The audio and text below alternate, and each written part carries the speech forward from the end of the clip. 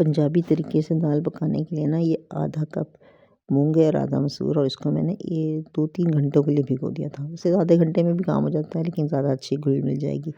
मसाले के लिए 2 टमाटर, 2 प्याज और 1 पोथी लहसुन। लहसुन को हमने पीस लेना है और प्याज को हमने बारीक काट लेना है स्लाइस की फॉर्म में, और टमाटर को भी, ये जो 2 टमाटर हैं इनको भी बारीक काट लेना है। अब तेल गरम करके प्याज को इसमें फ्राई करना है। तो ये प्याज को मैंने जो काटा है ना, तो ये छोटा छोटा काटा है ताकि इसका मसाला अच्छी तरह बन जाए। स्लाइस फॉर्म में नहीं काटा। तो इसी तरह टमाटर काटे हैं और इसी तरह प्याज काटी हैं। इसमें मैंने सरसों का तेल डाला है, इसमें कोल्ड प्रेस नेचर्स फ्रेश का ये तेल डाल दिया, और इसी में मैंने प्याज को कच्चा पका कर लेना है।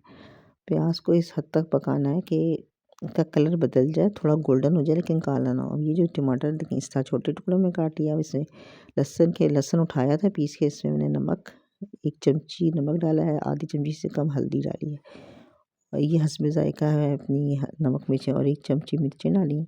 अब यही मसाला मैंने इसमें डाल दिया, ये कच्ची पक्की प्याज होगी, ताकि ये मसाला जो है इसमें इसकी थोड़ी सी वो निकल जाए ना, गर्म तेल में डालने से इसकी जो कचांद होती है वो निकल जाए।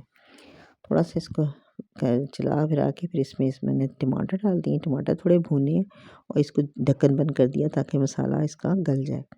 इस कुकर को वेट लगा दिया।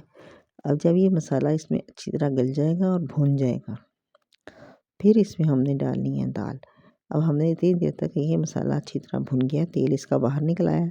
अब इसमें दाल डालनी है, और जिस हद तक दाल रखनी है ना, पतली गाढ़ी, उसी हिसाब से पानी डाल देना है।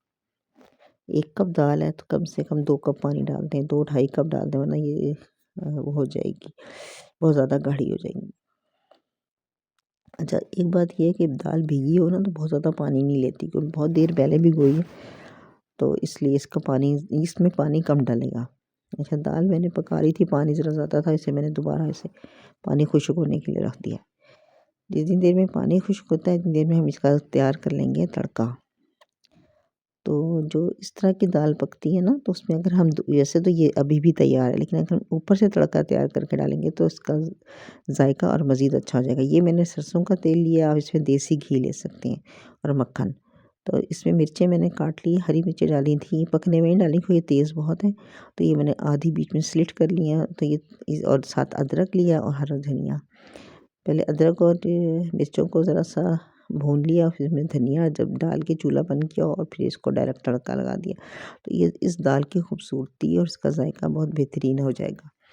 देसी घी या मक्खन इस्तेमाल करेंगे तो ये भूल ही जाएंगे दाल है या मुर्ग है।